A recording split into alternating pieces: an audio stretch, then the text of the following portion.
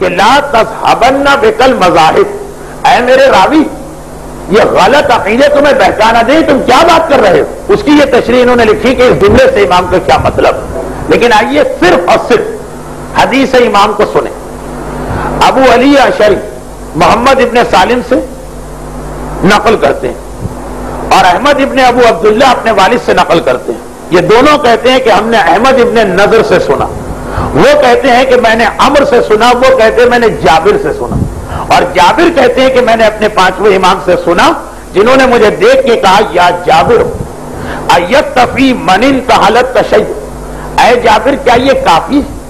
کہ کوئی اپنے آپ کو شیعہ کرے، ان یقول، اور وہ یہ کہے کہ بحبنا اہل البیت، میں اہل بیت کا محب، کیا یہ کافی؟ فواللہ ما شیعتنا، اے جابر قسم بخدا کوئی ہمارا شیعہ نہیں، الا من اتقى اللہ واطاعہ، جب تک کہ وہ اللہ سے تقوی اختیار نہ کرے، ڈرے نہیں اور اطاعت نہ کرے۔ وما كانوا يعرفون، اب مسئلہ یہ ہے کہ امام نے کہا اللہ سے ڈرے اور اطاعت کرے، ہر آدمی کہے گا میں ڈرتا ہوں اللہ سے، ہم کیسے پہچانے یہ ڈرتا ہے کہ نہیں ڈرتا؟ اس لیے خود فرماتے ہیں وما كانوا يعرفون، ان کی معرفت اور پہچان نہیں ہو سکے گی۔ یا جابر، اے جابر کون اللہ سے ڈرتا ہے تم نہیں پہچان سکو گے، الا بالتواضع، جب تک تو اس میں تواضع نہ ہو، تکبر اور عقل اور غرور نکال دے، والتخشع اور خوف خدا، اللہ سے ہر جگہ ڈرے، والامانہ امانت کو ادا کرے، وکثرت ذکر اللہ اللہ کو مسلسل یاد رکھے، والصوم روزے رکھے، والصلاۃ نماز پڑھے، والبر بالوالدین والدین کے ساتھ نیکی کرے، والتعاہد للجیران اور اپنے پڑوسیوں کے ساتھ عہد کو پورا کرے، اور من الفقراء فقیروں کا حق ادا کرے، واہل المسکنہ مسکینوں کا حق ادا کرے، والغارمین جو بیچارے قرض دار ہو گئے، والایتام اور جو یتیم ہو گئے ان کا حق ادا کرے، وصدق الحدیث جب بولے تو سچ بول، وتلاوت القرآن قرآن کی تلاوت کرے، وکف الالسن عن الناس اپنی زبان کو لوگوں سے روکے، الا من خیر سوائے خیر، لوگوں کے بارے میں اس کی زبان سے سوائے خیر کے اور کچھ نہ نکلے، وَكَانُوا أُمَنَاءَ عَشَائِرِهِمْ فِي الْأَشْيَاءِ اور وہ چیزوں میں اپنے خاندان والوں کے امین بنے، ان چیزوں میں بطور امین ان کی حفاظت کرے۔ خیر یہ ساری صفتیں تو وہ جو اکثر حدیثوں میں آپ سنتے ہیں۔ اس کے بعد کے جملے قال جابر، یہ پانچویں امام کا زمانہ، کربلا کا واقعہ بھی ہو چکا، یعنی اس کی وجہ سے تشیع میں ایک تبدیلی بھی آ چکی ہے، پھر بھی قال جابر، جابر جیسا آدمی کہتا، فقلت میں نے امام سے کہا یبن رسول اللہ، اے فرزند رسول، آپ نے یہ سب کہہ تو دیا لیکن ما نعرف اليوم، آج کے دن ہم نہیں پہچانتے، احدن بہذہ الصفات، ایک آدمی بھی ایسا نہیں ملتا جو ایسا ہو۔ پانچویں امام کا زمانہ، امام معصوم بنفس نفیس ہے، غیبت کی بات نہیں، اور کربلا کے واقعے کو ابھی 50 سال کیا 25 سال بھی نہیں گزرے۔ جابر کہہ رہے مولا مگر ہمیں ایسا تو کوئی ایک احدن ایک بھی نہیں مل رہا، اندازہ کریں کتنا بگاڑ دیا گیا تھا معاشرے کو۔ مگر امام کا جواب سنو، بس یہ 3 جملے ہیں اور آج کا درس اختتام۔ فقال، اب امام نے وہ جملہ کہا جس کے لیے ان کو وہ نوٹ لگانا پڑا۔ فقال یا جابر، امام فرماتے ہیں کہ اے جابر، لا تذهبن بک المذاہب، مذہب کہتے ہیں عقیدے کو، نظریے،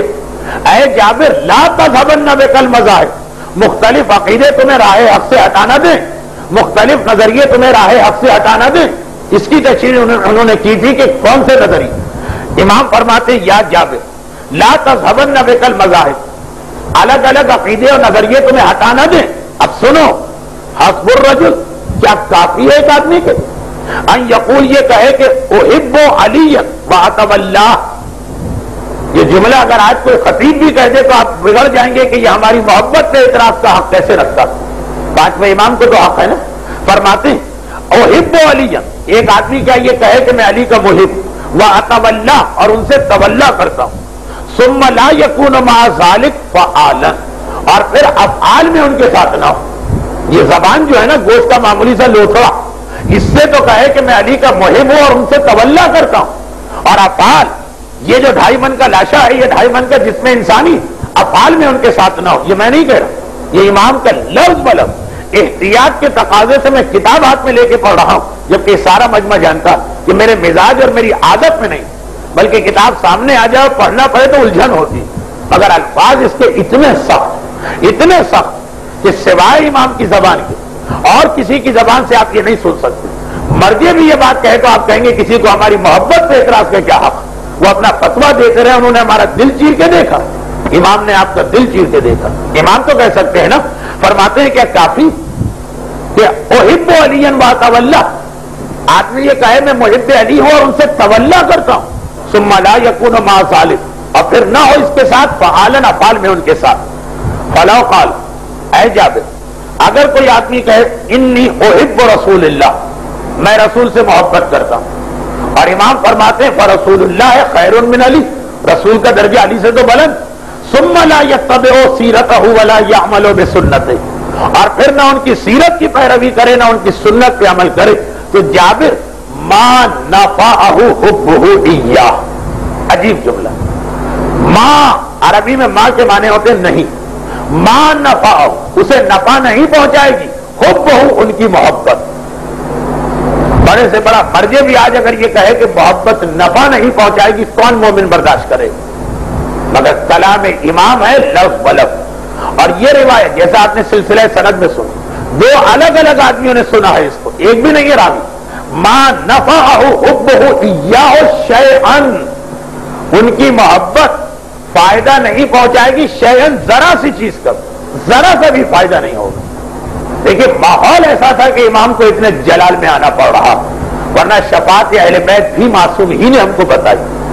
محبت اہل بیت کی وجہ سے بہت سارے گناہ صغیرہ اور کبھی کبھی گناہ کبیرہ کا معاف ہونا بھی امام نے بتایا، لیکن کبھی ماحول اگر اتنا خراب ہو جائے کہ لوگ پہلے سے یہ سوچ کے بیٹھے ہوں کہ ہماری تو بخشش یقینی ہے،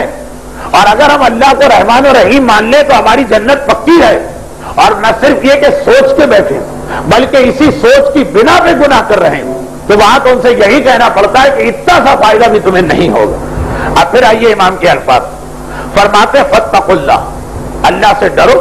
وَاعْمَلُوا لِمَا عِندَ اللَّهِ، اور جو اللہ کے پاس ہے اس کے لیے عمل کرو،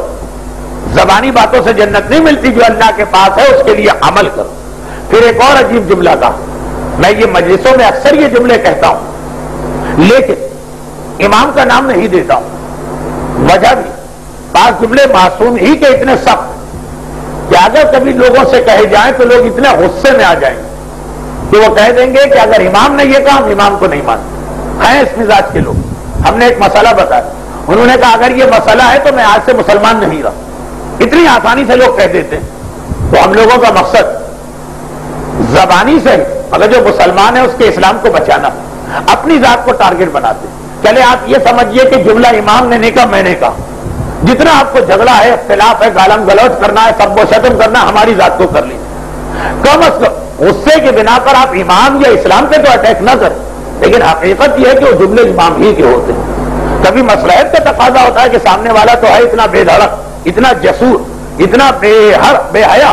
کہ وہ امام پر بھی اعتراض کر دے گا، میں نہیں مانتا امام کی بات۔ اور مثلا یہی جملہ میں نے اکثر مجلسوں میں کہا کہ حسین کا یزید سے کیا اختلاف، دولت کا جھگڑا تھا، خاندانی کوئی انتقام لینا تھا، تخت و تاج کی بات ہے نہیں، مسئلہ تھا اس کے افعال کا۔ تو اگر وہی خرابی یزید کرے تو امام کہیں کہ میں اس کے خلاف میدان میں نکلوں، اور وہی خرابی ہم کریں تو آپ کہیں امام تو ہمیں بخشوا کر اور ہاتھ پکڑ کے جنت میں لے جائیں۔